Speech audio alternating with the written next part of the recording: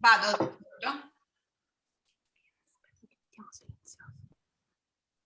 Sì, vai.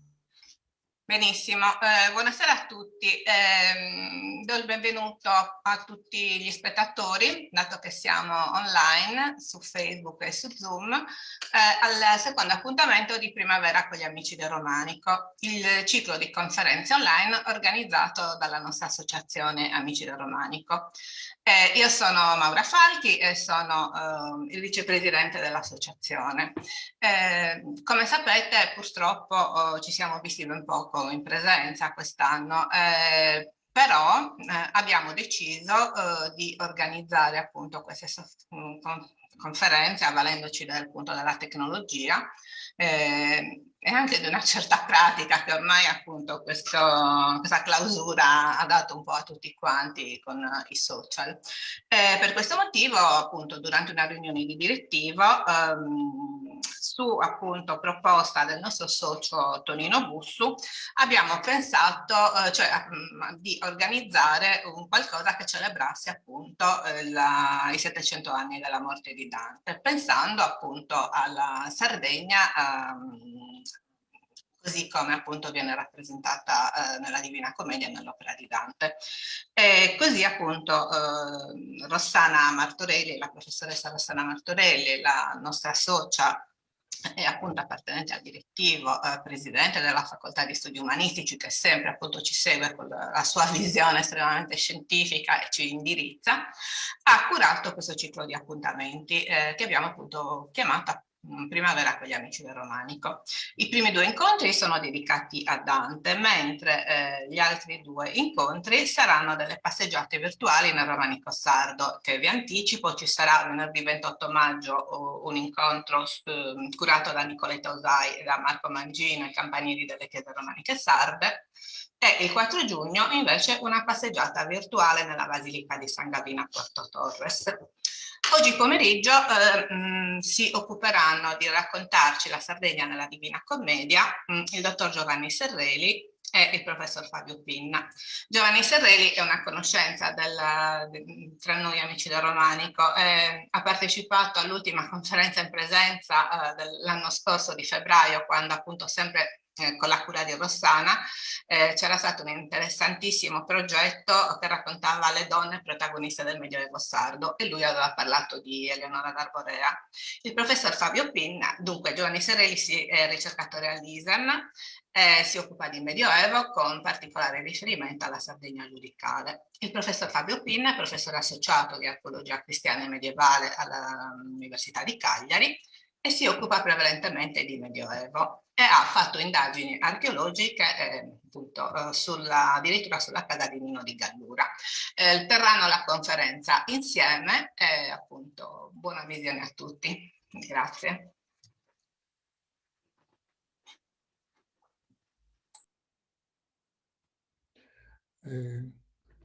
Allora prendo io la parola.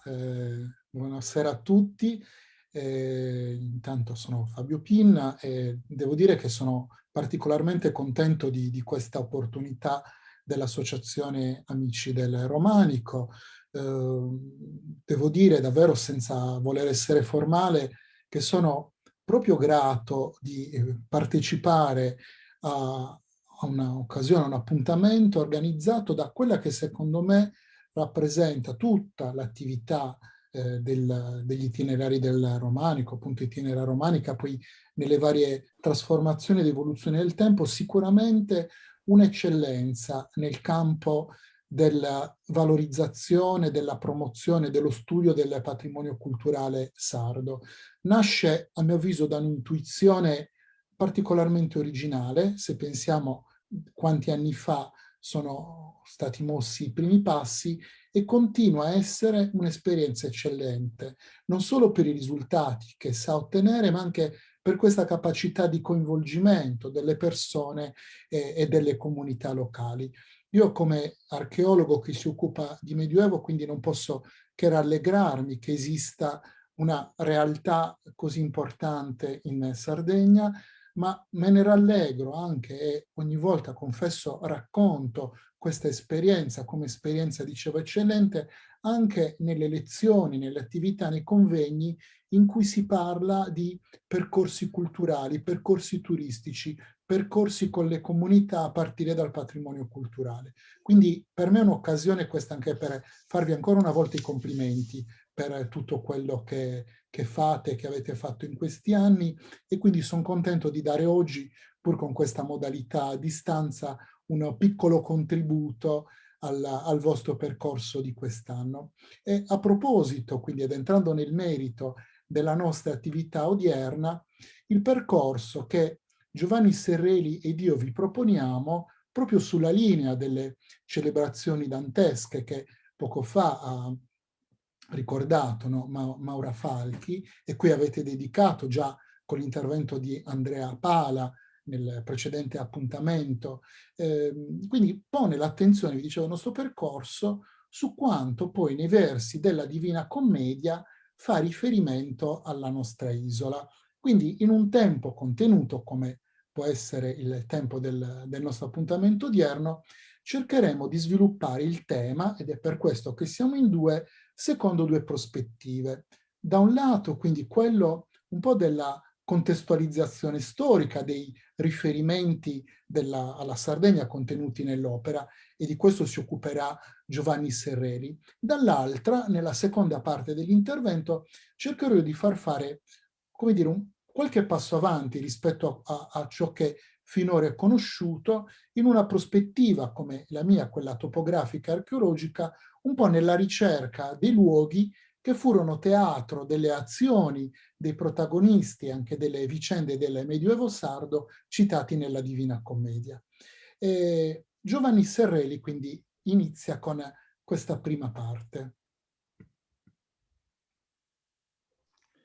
Grazie Fabio, saluto anch'io tutti voi carissimi amici del Romanico, e condivido in tutto e per tutto le parole di Fabio. Non avrei saputo descrivere meglio l'importanza della vostra attività, e per quello che insomma accettiamo sempre con piacere i vostri inviti. Perciò entriamo subito nel tema per non rubare altro tempo. Mi è capitata anche in un'altra occasione in quest'anno dantesco di parlare di Dante e la Sardegna, e ormai è luogo comune un po' da tutti coloro che prima di me hanno affrontato questo argomento, la Sardegna nella Divina Commedia, o Dante e la Sardegna nella Divina Commedia, insomma, partire dalla constatazione che la Sardegna la troviamo citata direttamente o attraverso i suoi personaggi nell'inferno soprattutto, in paradiso, ma la Sardegna in purgatorio, ma la Sardegna non va in paradiso. E possiamo appunto riaffermare questo dicendo che con Dante la Sardegna non va in paradiso. Possiamo andare avanti, Fabio. Però quando facciamo questa constatazione dobbiamo comunque calarci nell'ottica storica e contestualizzare tutto ciò che dice Dante della Sardegna e contestualizzarlo con quanto dice anche di altri luoghi, perché faccio un'affermazione esagerata, sfido chiunque a trovare un luogo, una regione, una città, un luogo che per Dante sia sinonimo di perfezione, se non il paradiso stesso. Per cui possiamo pensare, ad esempio, per ciò che è più vicino a noi, al modo in cui descrive le città di Pisa, di Bologna, di Genova, della sua stessa Firenze, e per l'inferno lo tuo nome si spande. Per cui, se anche ci dovesse apparire eccessivo il giudizio che emerge sulla Sardegna un giudizio dantesco sulla Sardegna, non dobbiamo fare altro che contestualizzarlo e vedere anche che giudizio dà di altre città e di altri luoghi. In primo luogo, la conoscenza e le conoscenze erano talvolta approssimative e tutto ciò che si sapeva dell'isola arrivava per via mediata attraverso i mercanti, attraverso gli uomini di potere che arrivavano e che interagivano con gli uomini di governo in Sardegna nel Medioevo. E quindi dobbiamo sempre misurare tutto con la realtà dantesca. Così, nello stesso modo, dobbiamo ad esempio contestualizzare i versi che ci fanno addirittura quasi sentire il terribile odore proveniente dalla 10ª bolgia dell'inferno, dove scontano le pene gli alchimisti. L'opera di Dante è un'opera perpetua, immortale. Qual dolor fora, se degli spedali di Valdichiana tra il luglio e il settembre, e di Maremma e di Sardegna i mali, fossero in una forza tutti insembre, tal era quivi e tal puzzo n'usciva, qual suol venir delle marcite membra. Questo non vuol dire altro che Dante conosceva puntualmente i danni fisici e le conseguenze causate dalla malaria endemica in Sardegna fino agli anni 50 del secolo scorso, quando i Rockefeller ci aiutarono anzi i Rockefeller la debellarono. Tra l'altro da notare che la malaria agiva soprattutto sulle genti che venivano dall'esterno, perché per i sardi era diventata quasi endemica, diminuiva le forze della popolazione, le indeboliva, però quasi faceva poche vittime. O altrimenti anche il giudizio sulla pudicizia delle donne di Barbagia, oltre che paragone positivo rispetto al malcostume delle donne di Firenze e dei suoi tempi, perché Dante dice che la Barbagia di Sardegna assai nelle femmine sue più pudica, che la Barbagia dov'io la lasciai. E cioè le donne di Barbagia, per quanto descritte che girassero con le poppe al vento, erano più pudiche delle donne di Firenze. Dunque contestualizziamo il tutto nella fine che Dante vuol raggiungere, quello di un insegnamento morale, quello della sottolineatura soprattutto nella sua città natale, che tanto amava, del degrado culturale, del degrado morale soprattutto. Queste conoscenze sono esemplificate in Fazio degli Uberti, che in Sardegna c'era stato, e nel Dittamondo la sua opera così scrive: quel che sia cresma o battesimo non sanno, la Barbagia è detta in lor paese, in sicure montagne e forti stanno. Ma da dove poteva aver preso Fazio degli Uberti queste conoscenze? Probabilmente anche dalle lettere che Gregorio Magno, alla fine del VI secolo, agli inizi, nei primi anni del VII, scrisse, e soprattutto la lettera che scrisse al Dux Barbaricinorum, ad Ospitone, duca dei Barbaricini, in cui appunto lo esorta lui cristiano, Dux Barbaricinorum, a convertire tutte le sue genti che adoravano ancora pietre e legna. Ovviamente è una frase topica che tra l'altro Gregorio Magno usa anche per altre popolazioni. Però ecco, queste erano le conoscenze che si tramandavano nel Medioevo anche della sconosciuta Barbagia. Quindi probabilmente non è bene soffermarsi sul come e dove la Sardegna compare nel poema, perché Dante, nella sua straordinaria opera, la Divina Commedia, che chiamiamo appunto il capolavoro dell'umanità, ricorda la Sardegna in maniera diretta o indiretta ben più di altre realtà coeve, di molte altre realtà coeve. Basti pensare al Regno di Sicilia che negli anni in cui Dante concepisce e scrive la commedia è una chiave di volta dell'assetto geopolitico del Mediterraneo. La Sicilia della guerra del Vespro, che era stata di Federico II, degli Angioini, della guerra del Vespro che aveva poi portato Bonifacio VIII a emanare la bolla con cui crea e infeuda il regno di Sardegna e Corsica e che condizionerà le sorti della nostra storia. Beh, la Sardegna è citata più volte della Sicilia. Perché? Non si tratta solo di un computo quantitativo. Evidentemente gli affari politici sardi erano ben noti a Firenze e a Pisa e nelle altre realtà comunali toscane e in generale della penisola, soprattutto quelle che avevano a che fare con la Sardegna o con le entità politiche sarde del Medioevo nel XII-XIII secolo. E capivano quanto importanti fossero queste entità politiche per gli assetti geopolitici del Mediterraneo.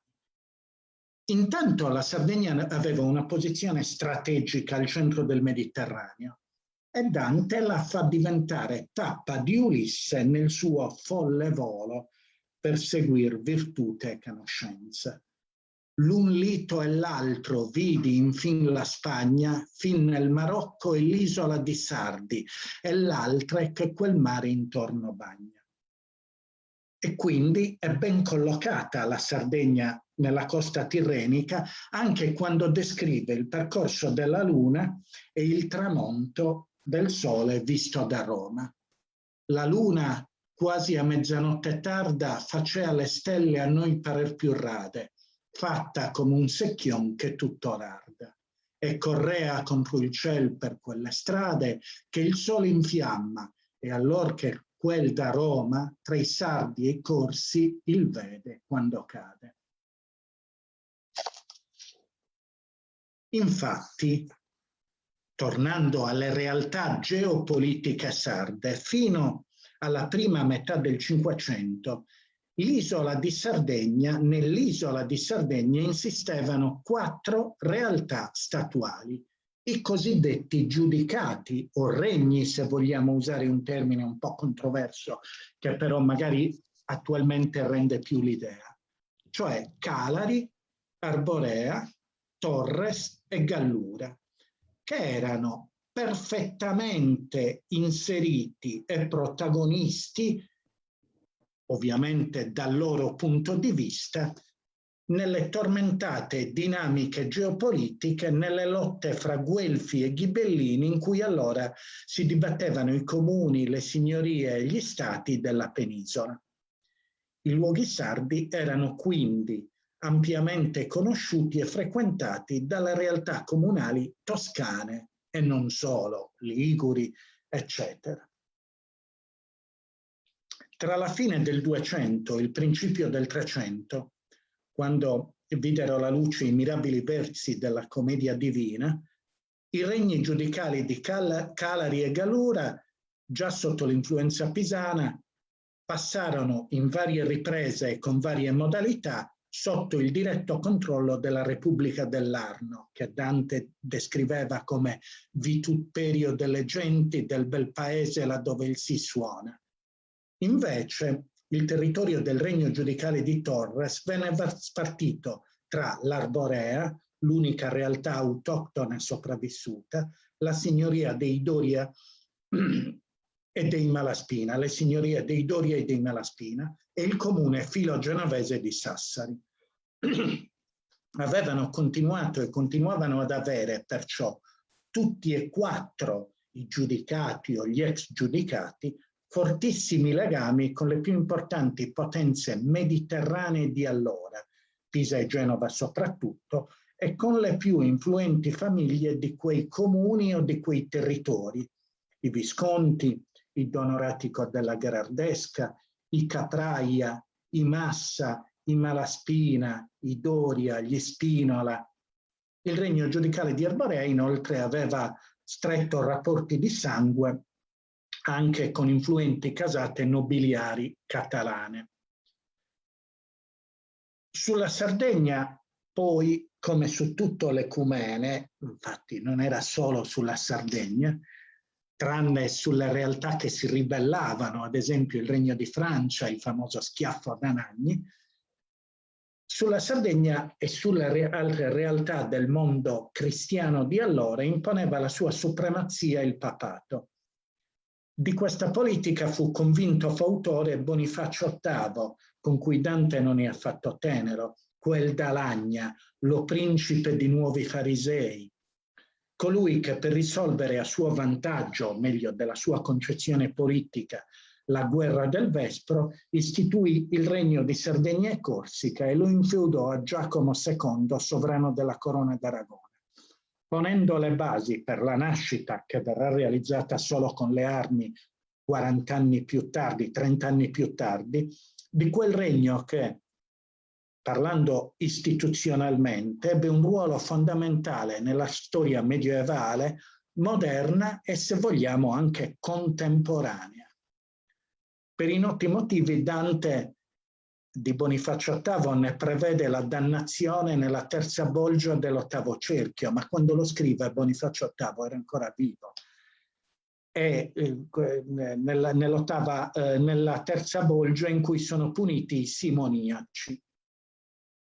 Dante perciò, ripetiamo, era perfettamente a conoscenza della situazione geopolitica sarda nel 200 e di alcuni fra i personaggi più influenti e noti che inserì e poté utilizzare nella costruzione del suo poema e percorso spirituale.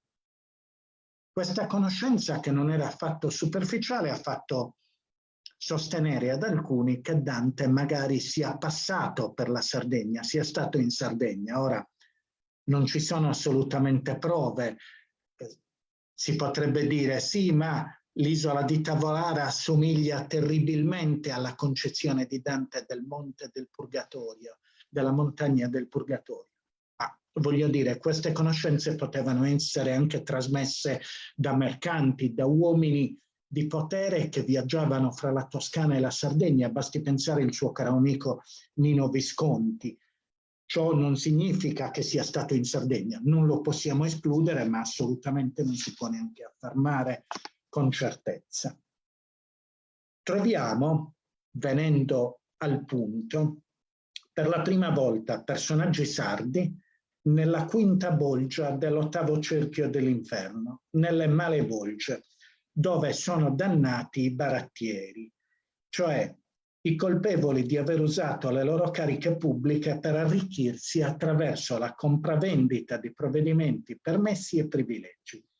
Niente di meno che l'attuale reato di concussione, che evidentemente è noto a tutti, non è mai passato di moda. Io non so se ci sia ancora spazio in questa bolgia, vista il gran numero di persone che probabilmente ci sono finite nel corso dei secoli e sempre più con una progressione matematica aumentando man mano che ci si avvicina il giorno d'oggi, no? Ma torniamo a Dante. Qui Dante e la sua guida incontrano due personaggi che operarono a loro vantaggio e ai danni degli stati di cui facevano parte nei regni giudicali di Gallura e di Torres. Si tratta rispettivamente di frate Gomita o Gomita e di Michele Zanche. Il primo fu governatore per conto di Nino Visconti, del sovrano Nino Visconti, che troveremo più avanti, e tra le altre cose si dice che abbia liberato, nei versi di Dante sostiene questo, che abbia liberato per denaro dei nemici del suo signore, quindi abbia venduto delle cose dello Stato per il proprio arricchimento personale. Contestualizziamo tutto nel momento di disfacimento delle istituzioni giudicali che ormai erano legate alle realtà comunali, soprattutto toscane, e quindi probabilmente tra le classi dirigenti galluresi e turritane c'era un si salvi chi può, un arricchirsi, una corsa all'arricchimento, ma tant'è, Dante li giudica come barattieri. E l'altro appunto è Michele Zanche, che si arricchì male operando nel regno di Torres. Le poche fonti che, tra l'altro, il caro amico e collega Alessandro Soddu ha scovato, studiato e messo in ordine, le poche fonti che lo attestano nella prima metà del 200 come ricco esponente, qualche glossatore di Dante dice il più ricco di tutta la Sardegna, di quel dinamico ceto mercantile turritano che operava in tutta la Sardegna, ma anche in Corsica e in Liguria, dove tra l'altro per alcuni anni finì esule, il quale Michele Zanche si legò alle famiglie più potenti mercantili di allora, con accordi matrimoniali suo e dei figli, i Sismondi, gli Spinola, forse addirittura gli stessi Ostofen di re Enzo, il marito, scusate, il marito di Adelasia, con la quale Adelasia forse ebbe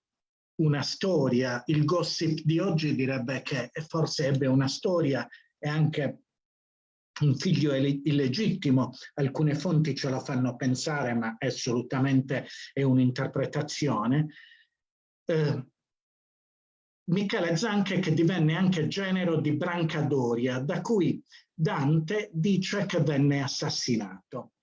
Appunto, questi sono tutti gossip che circolavano allora nel mondo mercantile e politico del Mediterraneo e che giunsero alle orecchie del poeta. Magari oggi sarebbero finiti nei programmi pomeridiani non solo delle emittenti private, ma ahimè anche delle emittenti statali.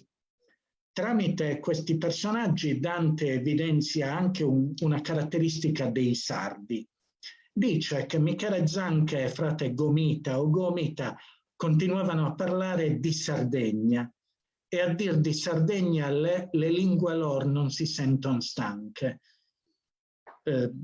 rimarcando ancora quella che è ancora oggi una caratteristica dei sardi quando ci troviamo in continente, tra virgolette, cioè l'immancabile abitudine di parlare della propria terra natia o di provenienza. Abbiamo accennato a Brancadoria, che era allora il principale esponente della famiglia signorile con interessi anche nel nord della Sardegna, tra Alghero e Castelgenovese. Dal XIII al XV secolo. Secondo i gossip raccolti da Dante, per aver ucciso a tradimento il suocero, ma non ne abbiamo certezza documentaria, al fine di ottenere il governo dei territori che furono un tempo del regno giudicale di Arborea, la sua anima, cioè quella di Brancadoria, come quella di tutti i traditori, venne subito sprofondata nel più cupo inverno, Brancadoria vivente, nella Tolomea del nono cerchio, mentre un diavolo prendeva possesso del suo corpo in terra.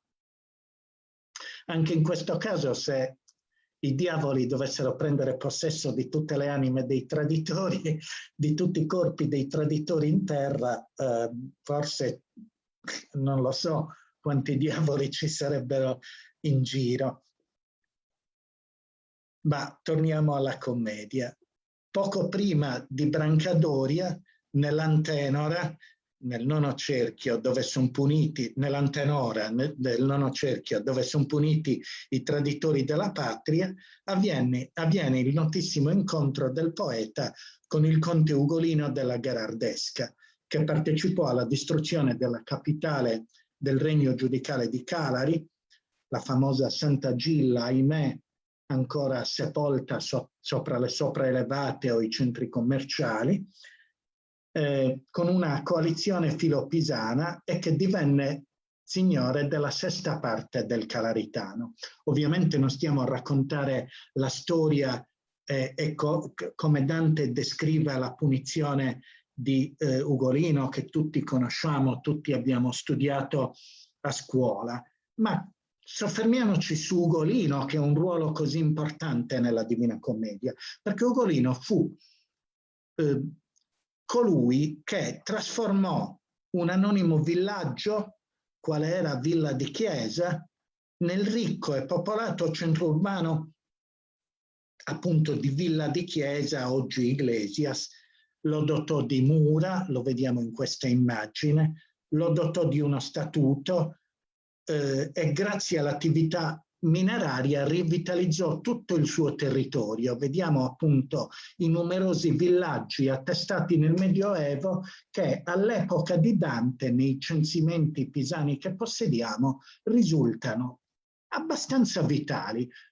Soprattutto Villa Massargia, Domus Novas, tra l'altro circondata da mura, anche Domus Novas, dove avveniva la lavorazione dell'argento, e la stessa Villa di Chiesa, tant'è che questi villaggi che appartenevano alla signoria dei Gherardesca, i catalano-aragonesi mica li lasciarono i Gherardesca, gli lasciarono i territori della loro signoria come feudo, ma tolsero Domus Novas, Villa Massargia, Villa di Chiesa, ovviamente.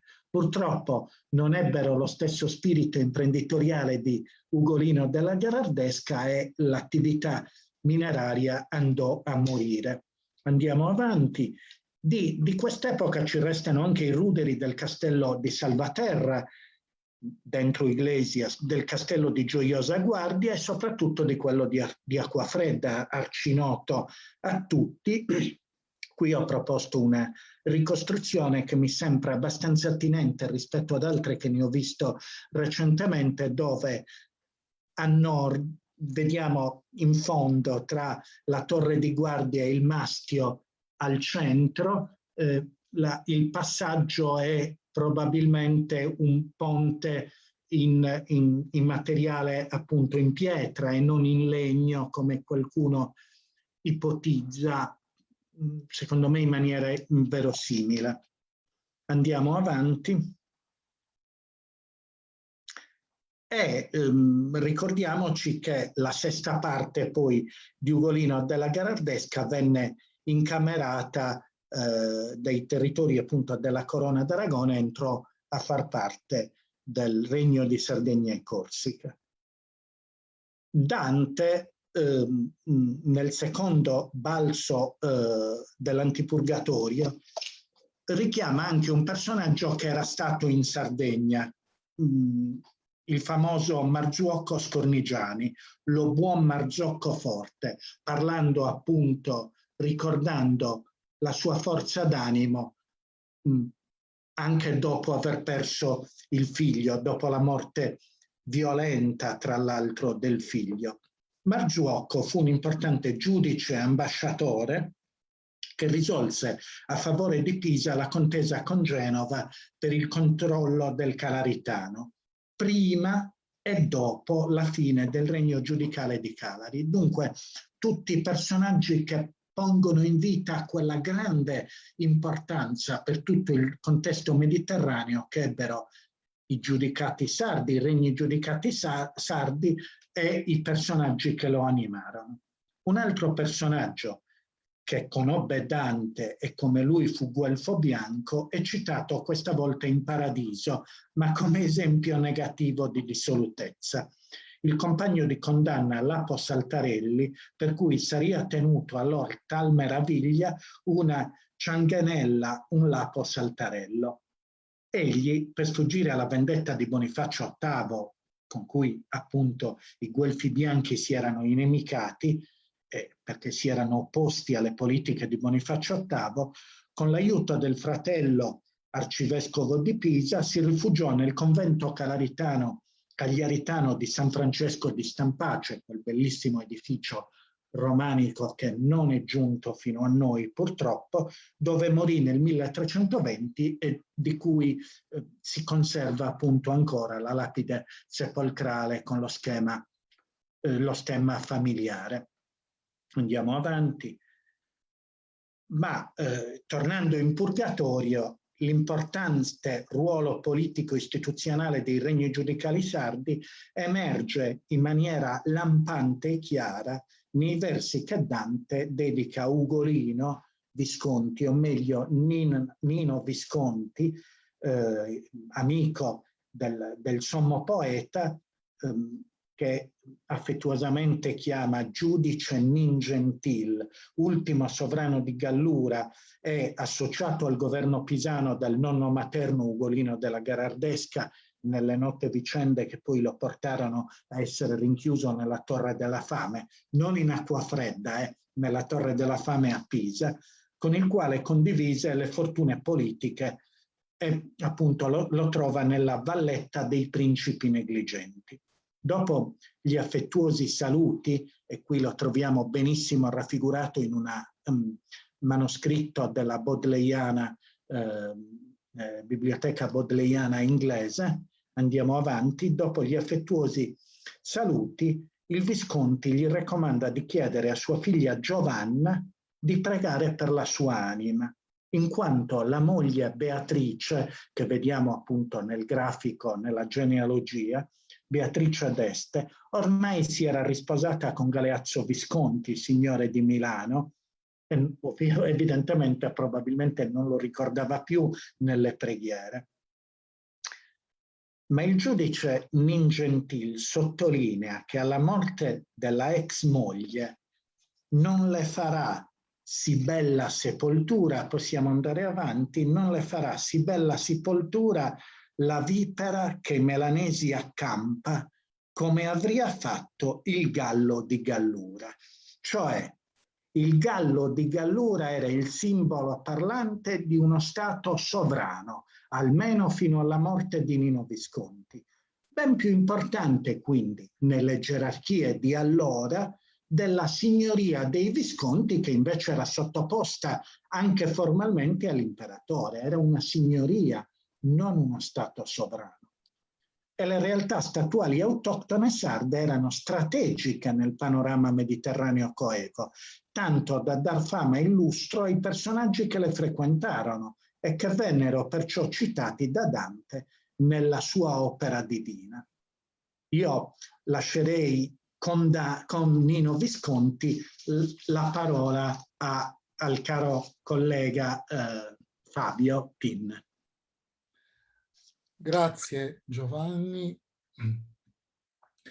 E riprenderei esattamente da qua, cioè l'incontro effettivamente di Dante con Ugolino Visconti, cioè con Nino di Gallura, descritto nel Purgatorio, ci colpisce in realtà non solo per l'intensità della relazione, no, tra il poeta e il personaggio che viene rappresentata, ma per interessante anche perché evoca le vicende che caratterizzano la parte finale dell'esistenza del giudicato gallurese, no? Come diceva Giovanni, Nino Visconti, ultimo giudice di Gallura.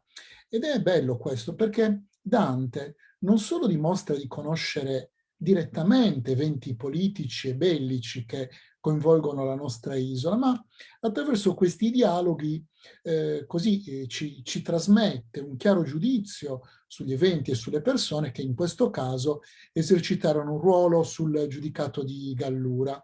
Quello, tra l'altro, tra i regni sardi che appare, forse per la minore disponibilità di fonti di archivio o per una presunta meno marcata monumentalità delle sue vestigia o anche delle sue manifestazioni artistiche, il giudicato un po' più trascurato nella storiografia.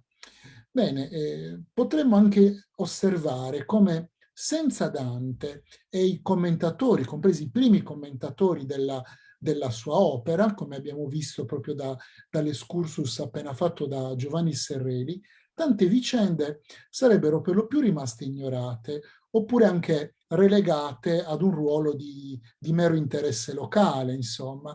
Invece il richiamo nella Divina Commedia a questioni sarde ha costretto poi nel corso del tempo ad interrogarsi su una serie di passaggi storici e istituzionali e anche su vicende private che, proprio raccontate da Dante, sono dentro una cornice, diciamo, globale, nella piena attualità, diciamo, mondiale di quel momento. E questo fatto ha costretto quindi nel corso del tempo appunto ad interrogarsi su questi passaggi, ma in fondo costringono anche noi oggi, archeologi, storici dell'arte, storici, a riflettere anche, per esempio, su quello che doveva essere lo spazio fisico, il paesaggio, gli edifici o anche i campi di battaglia che poi fanno da scenario alle vicende evocate.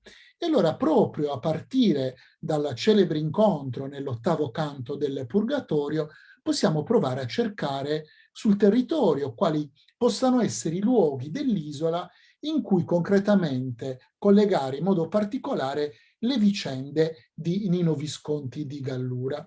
Lo possiamo fare, quindi ovviamente senza esagerare con il tempo da occupare, analizzando per esempio la lista dei beni che dopo la morte del giudice sembrano per qualche anno ancora sotto il controllo della figlia Giovanna o sono quantomeno da lei rivendicati, mentre la Repubblica di Pisa procede nella sua opera di occupazione militare nel territorio del giudicato, piegando poi definitivamente tra il 1305 e il 1308 la resistenza delle elite locali che erano rimaste fedeli appunto a Nino Visconti. Bene, nella lista dei castelli si nominano Galtellì, si nominano Posada, cioè in quei territori che oggi chiamiamo baronie, ma che nel Medioevo rappresentavano un'area fondamentale del giudicato gallurese,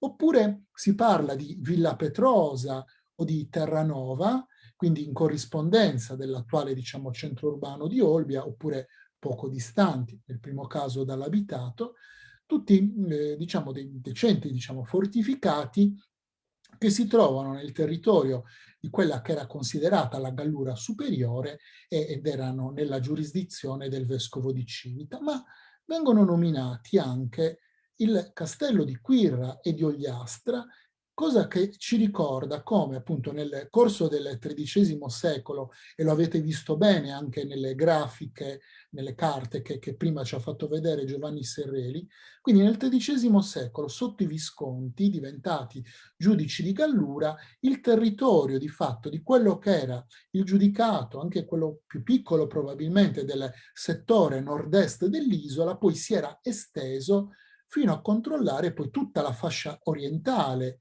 dell'isola. Voglio porre però alla vostra attenzione 3 luoghi in particolare che oggi potrebbero così offrire un riferimento materiale alla presenza del giudice ningentil, no? Come lo chiama Dante, nella nostra isola. Allora, vorrei fare così, scelgo il primo sulla base di un documento. Il secondo luogo, di cui vi parlo brevemente, ha come riscontro la tradizione locale, il terzo lo scelgo come frutto delle ricerche archeologiche. Quindi il documento di cui parlo è proprio il testamento del nostro Ugolinus Vicecomes, no? Iudex Dei Gratia Gallurensis. È un testamento datato 26 luglio 1296 che risulta stilato a Galtellì. Nel dettaglio si specifica anche, vedete, in camera superiori, turris, sive, palazzi, curie. Quindi in questo testamento Nino tra l'altro dispone la sua sepoltura in Eoloco, vedete qui, ubi sepulti sunt predecessores nostri domini iudices gallurienses. Quindi c'è, vedete, è importantissimo questo dato. Intanto redigere un testamento ha un significato insomma particolare rispetto all'organizzazione che ciò comporta, anche immagino dal punto di vista dell'esistenza magari di una cancelleria giudicale, non è un atto così intimo e privato. Ci dice un luogo preciso, no? E ce ne dà anche la struttura, vedete una torre su più piani, e poi anche questo riferimento importante al luogo dove risultavano normalmente e di consueto seppelliti i giudici di Gallura. Questo è un riferimento molto interessante e lo è anche perché, considerando appunto quello che oggi è rimasto Galtellì, che ospitava una delle due sedi diocesane del giudicato gallurese, la chiesa poi cattedrale di San Pietro conserva la testimonianza eloquente anche di una committenza di altissimo livello, no? Quindi un ciclo di affreschi databili tra il 1198 e i primi del XIII secolo, ma anche poi c'è tutto il tema collegato alla fabbrica di una nuova cattedrale rimasta incompiuta, anche con dei rapporti, li vedete anche in questa immagine, tra le strutture murarie e i resti di sepoltura, no? Che sono stati in parte indagati, ma che credo richiederebbero ancora qualche approfondimento, anche alla luce di queste informazioni. Ed è interessante appunto questo fatto che Nino dispone, nel caso fosse deceduto in Sardegna, appunto alla sua sepoltura in Gallura. Dall'altra, nello stesso testamento, poi determina, e questo è un altro aspetto diciamo avvincente, che il suo cuore invece dovesse riposare presso la chiesa dei frati minori a Lucca, così poi come testimoniato da un'antica tradizione. Quindi in quella che poi può essere considerata, quindi usando dei termini, dei significati odierni, una delle capitali del giudicato di Gallura, quindi siamo, dicevo, parliamo naturalmente di Galtellì, era quindi presente, vedete, un complesso monumentale che doveva avere, stando ai documenti, un palazzo, una cappella palatina, tra l'altro altre fonti pisane che qua vedete parlano, come vedete, di una torre nighella, no? Di una turrialba, quindi una torre diciamo, scura, una torre bianca, con vedete altre case con più piani, con una curia murata, eccetera, e una chiesa al lato. Dionigi Panedda, che è stato un grande studioso che si è occupato del giudicato di Gallura, sulla base anche di una serie di testimonianze di età moderna che riferiscono che nel luogo della chiesa attuale del crocifisso esistesse in realtà una chiesa chiamata Santa Maria delle Torri, ritiene quindi che proprio nei pressi dell'attuale santuario fosse presente la Cura Regni, quindi questa corte del regno di Galtellì, e quindi queste torri, quindi di cui si parla, sono probabilmente quelle appunto a cui si fa riferimento nel documento. Questo solo un cenno, vedete, a un primo interessante esempio partendo dal documento. Per il secondo esempio, invece, dobbiamo spostarci nel centro storico di Tempio Pausania, nell'attuale piazza Gallura, che vedete qua nell'immagine, vedete qua il complesso della cattedrale, e poi quella che oggi è la piazza, che ospita anche l'attuale municipio. Bene, in questa piazza si affaccia un palazzetto con i conci di granito a vista, che è poi collegato ad un'altra struttura, che in realtà sta sul retro, e che si affaccia su una piccola via che oggi è chiamata proprio via Nino di Gallura. Come vedete dall'immagine non è certo una costruzione monumentale, e questa costruzione è nota localmente come casa di Nino di Gallura, e come vedete anche dalla lettura della stratigrafia muraria rappresentata nel disegno a destra, appariva fino a circa 20 anni fa come una costruzione, diciamo eufemisticamente, composita, con elementi architettonici non del tutto congruenti, e vedete anche la porta, le aperture, la finestra, insomma, tamponate, insomma, chiuse così. Quindi si trova nel retro del palazzo che vi ho fatto vedere sulla piazza Gallura. La cosa interessante è che l'acquisizione dell'edificio di piazza Gallura da parte dei coniugi Felicita e Michele Tamponi ha comportato anche l'acquisto appunto della pertinenza della cosiddetta casa di Nino di Gallura. E come vedete Michele Tamponi, che comunque è uno studioso, non uno specialista di storia e archeologia, ma certamente un appassionato di queste vicende, ha in realtà composto una corposa monografia su Nino Visconti, che vedete qua rappresentata per l'editore Viella, e che è certamente un punto di riferimento, diciamo, su questo personaggio in maniera sistematica. Oggi, dopo i lavori svolti in quegli anni, l'edificio appare così.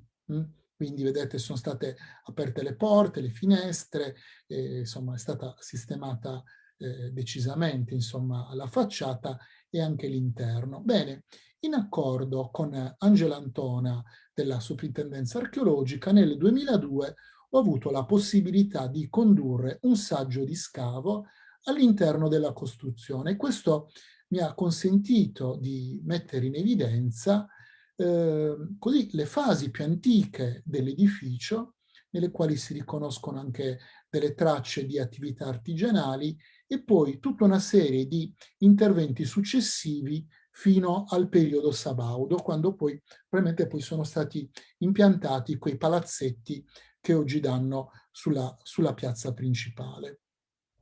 Le diverse fasi poi sono anche confermate dai reperti che in realtà quando si riferiscono a produzioni attestate nel Medioevo appaiono successivi al periodo in cui visse Nino di Gallura. Quindi l'ipotesi che anche in questo caso, come già nella situazione che ho descritto prima di Galtellì, ci si trovi di fronte, come anche in questo caso propone Panedda, ad una corte del re, no? Quella che veniva chiamata la curia regni, cioè effettivamente una sede del potere, in realtà dovrebbe ancora essere confermata, almeno dal punto di vista stratigrafico. Il terzo caso, che invece poi vi voglio proporre, è l'ultimo dei tre, ci dobbiamo spostare a Luogo Santo. Siamo un piccolo centro della Gallura interna e un po' il cuore religioso poi di questa regione, grazie ad una grande densità nel territorio di questo comune di luoghi di culto e tra questi luoghi proprio quelli che si ricollegano nel corso del XIII secolo, il secolo di cui stiamo parlando, perlomeno secondo quanto risulta anche da una documentazione della prima età moderna, al ritrovamento delle spoglie dei santi Nicola e Trano e poi della realizzazione della basilica dedicata alla Vergine Maria che a Gerusalemme avrebbe suggerito ai frati francescani di recarsi in questa parte della Gallura. Quindi siamo quindi probabilmente nel secolo, in questo secolo, anche se in questo caso, come in un altro caso, sempre nello stesso territorio, ci spostiamo solo di pochi chilometri, andiamo sul Monte San Leonardo, dove vi è la piccola chiesetta romanica absidata dedicata appunto a San Leonardo. E poi questo che probabilmente è il Castello de Baraiano, così nominato nel condaghe di Nostra Signora di Bonarcado, quindi già nella metà del XII secolo. Quindi sono queste strutture che nella loro fase fondativa si devono riferire ai predecessori di Nino Visconti nel governo del giudicato gallurese e noi effettivamente non siamo in grado di dire quale fosse lo stato di queste strutture negli anni in cui l'amico di Dante fu in Sardegna.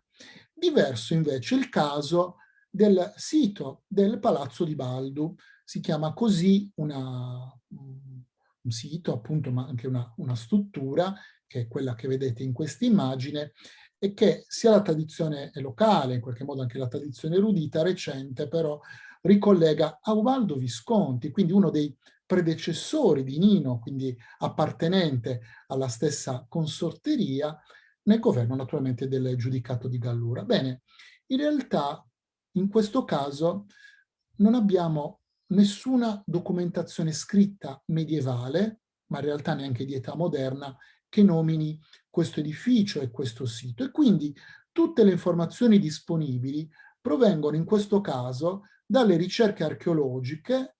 L'Università di Cagliari in particolare è intervenuta a più riprese in questo sito a partire dal 2001 e l'ultima campagna di scavo è avvenuta nel 2019. Le ricerche quindi che oltre al palazzo che dà nome al sito hanno riportato in luce, come vedete in questa planimetria a sinistra, un articolato complesso di edilizio. No? Vedete il palazzo, non so se si veda il mio cursore, e tutto attorno una serie di edifici che sono quelli di di vario colore, che fanno riferimento a spazi artigianali, spazi funzionali, che si associano ad altri spazi che sono invece di rappresentanza, e quindi un complesso quindi, che nel suo insieme risulta dedicato al controllo del territorio. I reperti, dei quali è ancora in corso lo studio, che sono emerse nel corso di questi anni, attestano dei rapporti politici e commerciali certamente per tutto il corso del XIII secolo e fino anche ai primi decenni del XV, che quindi ci dimostrano come negli anni di Nino di Gallura questa realtà fosse vitale, attiva ed in contatto, non a caso, con Pisa, con i centri produttivi del territorio della Repubblica di Genova, con la penisola iberica e con il Maghreb e con vari centri del Mediterraneo orientale e dell'Asia Minore, dell'Anatolia, con Costantinopoli. Quindi chi deteneva il potere del giudicato non poteva prescindere da questo centro. E quindi se Nino di Gallura in quel momento era attivo in Sardegna e in questo territorio, certamente avrà dovuto avere questo centro come punto di riferimento. Oltre le ceramiche che vedete in questa immagine, anche i vetri, vetri in particolare, tra i tanti frammenti ritrovati, vedete questi frammenti che sono stati riferiti ad una lampada da moschea prodotta nelle botteghe egiziane o siriane sempre nel corso del XIII secolo, a partire dalla metà del XIII secolo, direi. Oggetti di questo tipo non sono oggetto di scambi commerciali, sono interpretabili piuttosto come trofei di guerra o come frutto di scambi politici, diplomatici, e sono letti in genere come prova del rango elevato dei detentori di un complesso. Normalmente si trovano in siti che hanno un rango regio, direi, o comunque molto molto elevato. Nel caso specifico, in relazione a questo oggetto, ho immaginato, ipotizzato che potesse essere il frutto di una missione in Terra Santa che è attestata, compiuta da Lamberto e Ubaldo Visconti. E quindi in tal caso l'oggetto sarebbe stato custodito all'interno del palazzo di Baldu fino al momento del suo abbandono. Se però Nino di Gallura è stato qua, certamente conosceva questo oggetto e probabilmente ornava la sua sala di rappresentanza, sempre che la cronologia del manufatto è compatibile anche con questa possibilità, non sia stato egli stesso ad acquisirlo nell'ambito delle sue intense relazioni internazionali.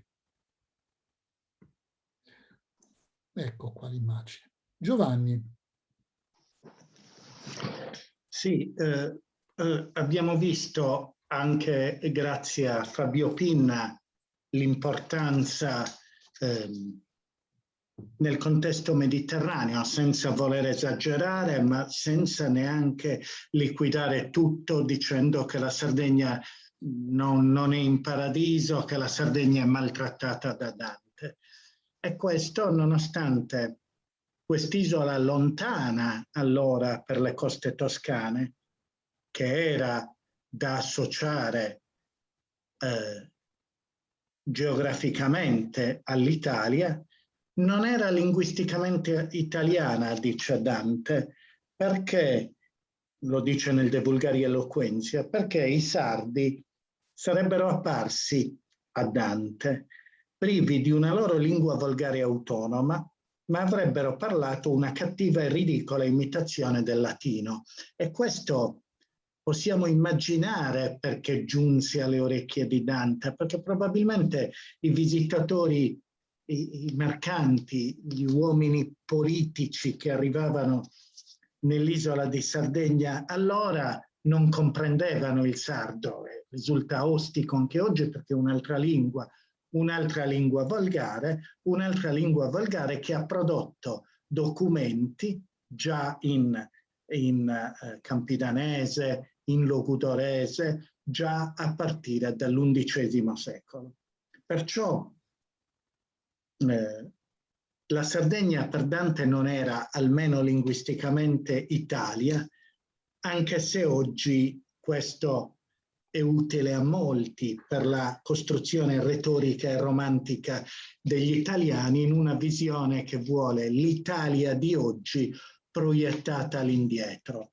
Ma questo non è così e le vicende storiche ci dicono tutta un'altra cosa, che le entità politiche che hanno operato nel Medioevo sardo avevano ben altri legami, avevano legami anche con le potenze della penisola italiana, che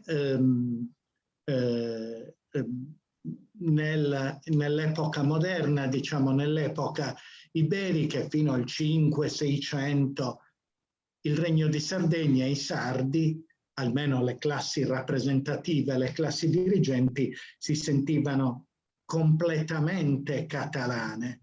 E solo per un caso delle forze degli eventi storici e dei trattati diplomatici la Sardegna è diventata Italia, anzi, secondo il professor Casula, è il Regno di Sardegna che è l'attuale Stato italiano.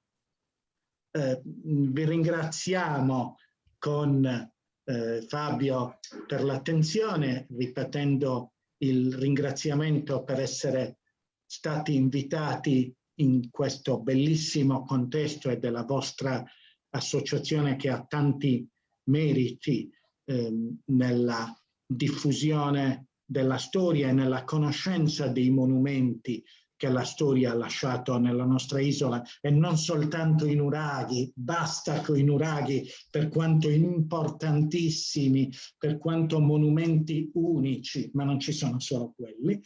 E dunque siamo noi, giusto Fabio, a ringraziarvi per averci coinvolto anche questa volta nelle vostre iniziative. Certo.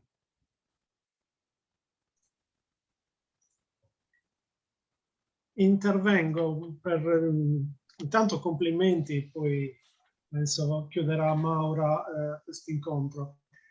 Intervengo dalla regia, tra virgolette, perché ci sono state un paio di osservazioni più che domande su Facebook. Il signor Denisio Tecco, in riferimento al testamento di Nino, dice che il testamento non dice che Nino doveva essere sepolto a Galtellin, ma a Lucca, nel convento di San Francesco, dove sono sepolti gli altri membri della famiglia. Questa è un'osservazione. E poi aggiunge che qualche minuto dopo i Visconti avevano, fin dagli anni 20 del 200, un loro familiare a Bisanzio a gestire il fondaco dei Toscani. Sono state fatte queste due osservazioni. Ottimo. Allora, grazie posso rispondere su queste cose, visto che riguardano, diciamo, elementi che ho toccato io.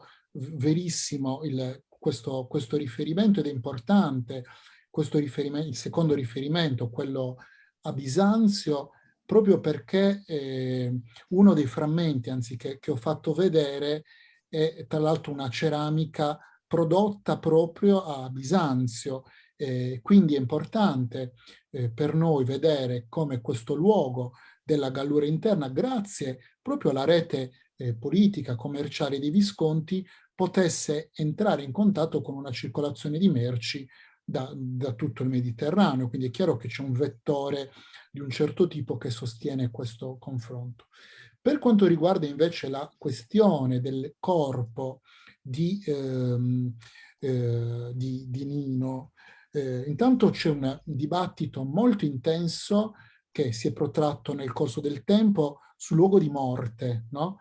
Ma credo che anche guardando, insomma, la sintesi, in realtà abbastanza dettagliata, che fa Michele Tamponi, abbiamo ragione di credere che Nino Visconti sia morto in Sardegna e che verosimilmente in Gallura anche, proprio precisamente. Non abbiamo effettivamente notizie sul luogo esatto di sepoltura, però dobbiamo distinguere, c'è questa tradizione abbastanza tutto sommato documentata tra il corpo e il cuore, no?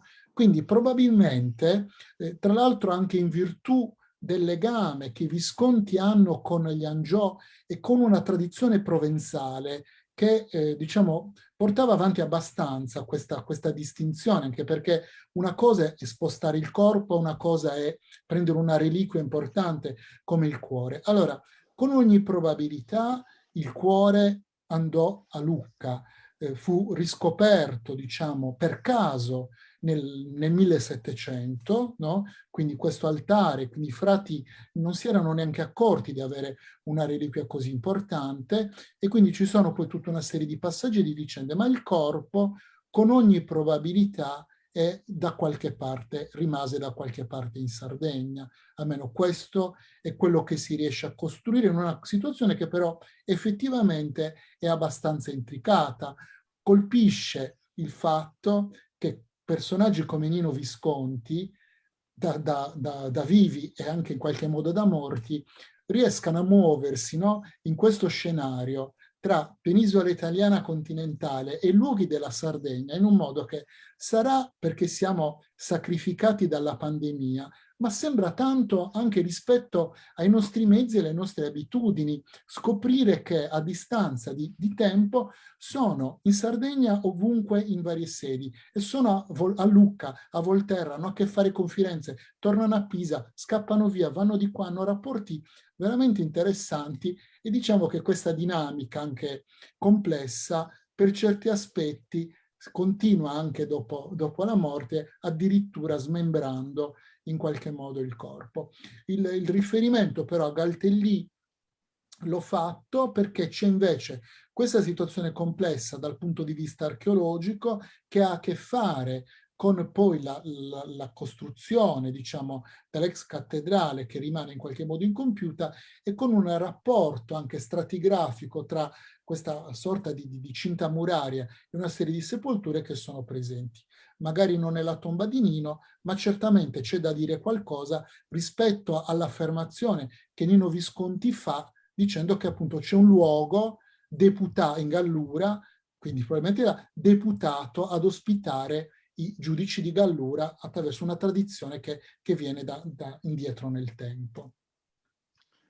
Posso aggiungere qualcosa, Fabio, sempre in riferimento a questo? Ora, al di là del particolare controverso, e hai sintetizzato benissimo i termini della questione, ciò che è notevole è intanto che esiste una tradizione di sepolture, e ce le abbiamo anche per i sovrani, i giudici di Logudoro o Torres attestata.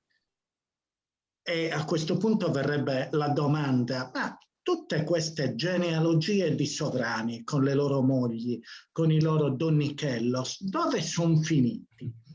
Nino può essere finito, lui o solo il cuore a Lucca, ma gli altri? Ecco, un po' lo possiamo spiegare come damnatio memoriae di chi ha governato nei tempi successivi il Regno di Sardegna e che magari voleva cancellare le tracce soprattutto del giudicato di Arborea. Ma un po' lo dobbiamo attribuire a noi stessi, che spesso continuiamo a non tutelare il nostro passato. Lo abbiamo fatto anche 30 anni fa, 40 anni fa con Sant'Aigia, con i ruderi di Sant'Aigia, ma questo è solo uno degli ultimi esempi. La stessa cosa magari si potrà dire tra 200 anni se dovessimo rimuovere per motivi così come vengono detti, quelli che vengono detti adesso, la statua di Carlo Felice. Ma perché?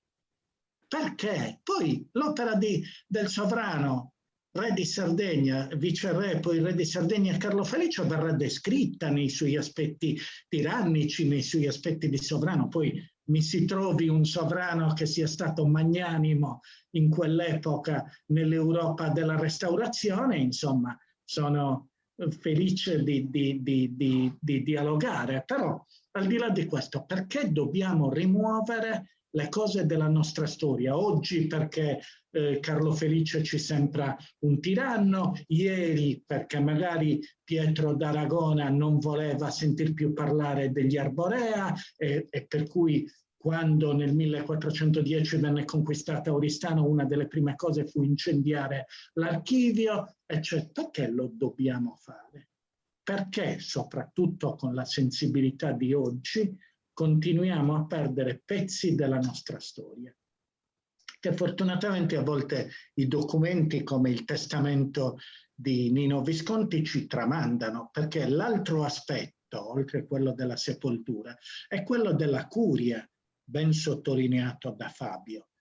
Si parla di curia per il regno giudicato di Gallura, si parla di curia, di palatium, di luogo dove venivano vergati documenti anche per Torres, per il regno giudicato di Torres, per Calari, in tanti luoghi, perché la corte era itinerante, almeno nell'undicesimo e XII secolo, poi nel XIII magari si stabilizza a Sant'Agilla, che abbiamo veduto bene di seppellire sotto colate di cemento. Però i documenti lo affermano, c'era una curia, erano regni piccoli, erano regni forse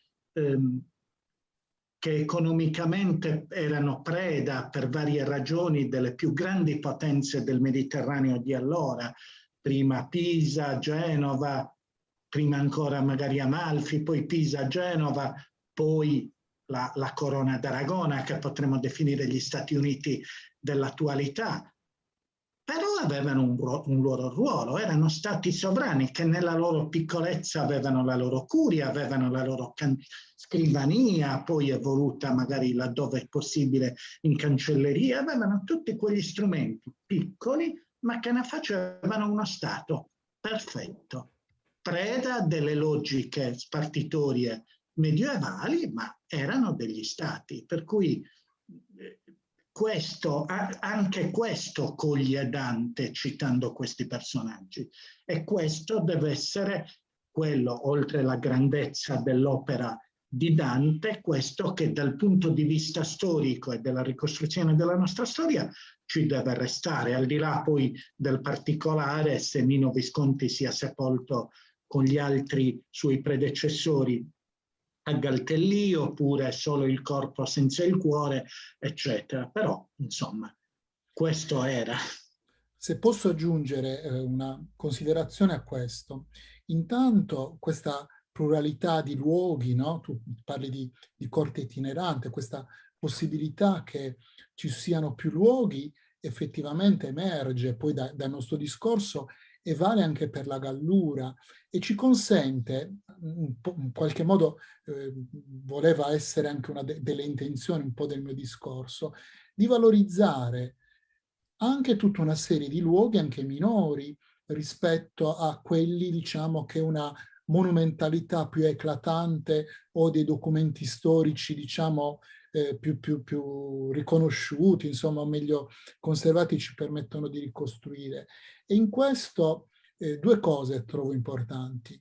Uno è proprio la missione del lavoro, anche dell'Associazione Amici del Romanico, che nel raccontare questo Medioevo, no, che è un po' così sofferente dal punto di vista a volte della documentazione di archivio, ci richiamano a una pluralità di luoghi, a una materialità che non considera solo appunto le grandi cattedrali, ma spesso quello che chiamiamo romanico minore, ma che in realtà ci racconta il territorio, no? Così come si configurava anche nel Medioevo e permette di riscoprirlo.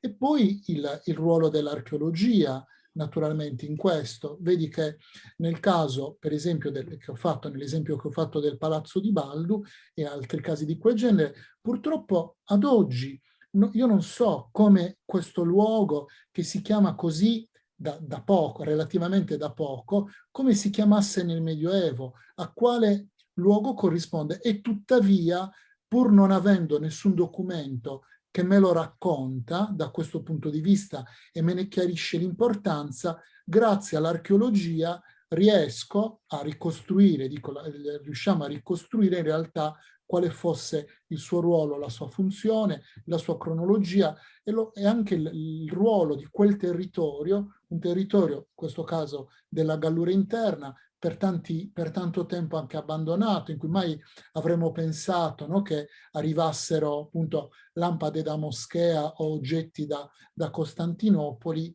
durante il nostro Medioevo. E quindi, aggiunge, mi collego a quanto dicevi tu a proposito dei nuraghi, e lo dico da archeologo, i nuraghi sono un elemento importantissimo effettivamente del nostro paesaggio, oltre che della nostra storia, vanno studiati anche con sguardo archeologico, quindi come elementi poi che hanno continuato la loro vita nei secoli e nei millenni, anche nel Medioevo, tra l'altro, no? Dove sono degli importanti punti di riferimento, e poi ci dicono che appunto l'archeologia non è solo quella che ha a che fare appunto con i periodi più antichi, ma vedete anche con alcuni cenni che magari siamo riusciti a fare, ancora oggi ha qualcosa da dire, da raccontare anche per la nostra isola, anche se vogliamo in un'ottica identitaria, promozionale, di coinvolgimento delle comunità e tanti altri valori rispetto al nostro presente.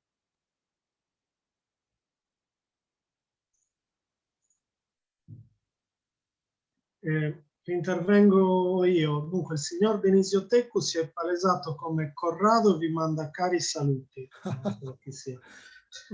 Poi tra gli altri... Grazie, ricambiamo i saluti naturalmente. C'è un paio di interventi interessanti. Uno da Galtellì, ci dicono che a breve tratteranno la storia della famiglia Visconti e ci ringrazia per questo contributo che stiamo dando oggi all'argomento. Signor Giovanni Santoporcu.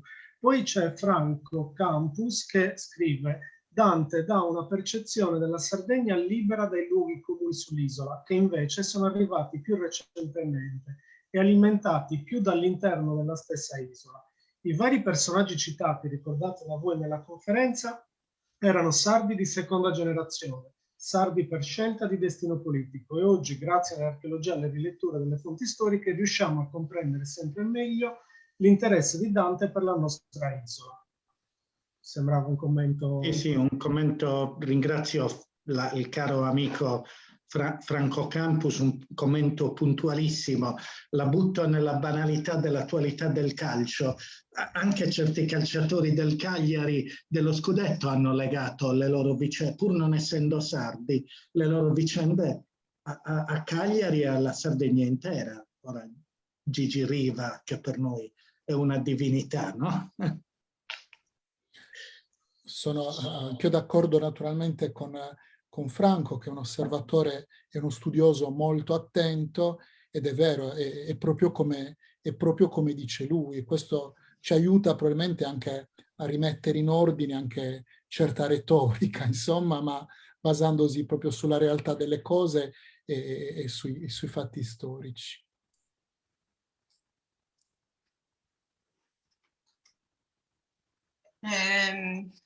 Giorgio, ci sono altre notizie, no? Altre comunicazioni? Pare di no. Quindi posso chiudere. Chiudo la serata ringraziando i relatori con questa riflessione che tra l'altro è stata anche anticipata da loro. Cioè, li ringrazio perché davvero ci hanno aiutato a definire con maggiore chiarezza appunto una visione di Sardegna che noi abbiamo avvolta un po' dalle nebbie, perché effettivamente noi soffriamo per una sorta di damnatio memoria che poi è ciclica, no? Perché da sempre, cioè in realtà la Sardegna è come se avesse una maledizione, no? che ci condiziona, perché anche la grandissima civiltà nuragica in effetti ben poco se ne sa.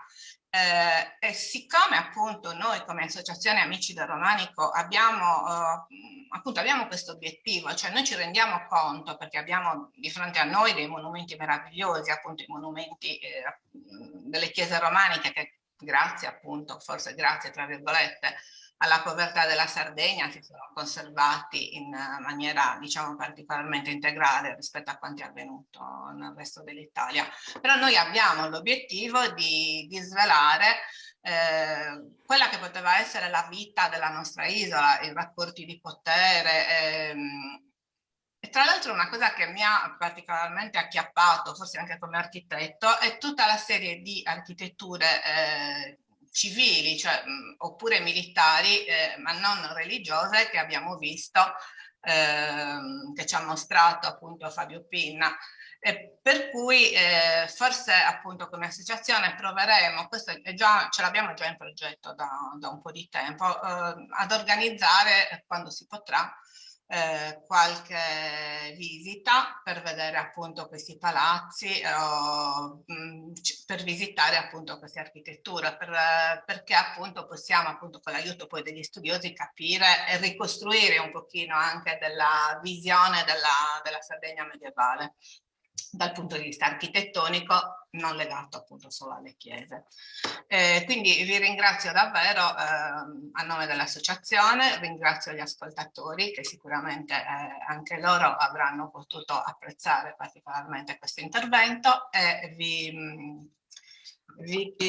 ricordo che venerdì prossimo, il 28 maggio, la primavera con gli amici del Romanico si dedicherà alle passeggiate virtuali nel Romanico sardo, quindi venerdì 28 maggio alle 17 Nicoletta Usai e Marco Mangino ci parleranno dei campanili delle chiese romaniche sarde. Grazie a tutti, arrivederci. Grazie, arrivederci, auguri ancora. Buona serata e grazie a tutti.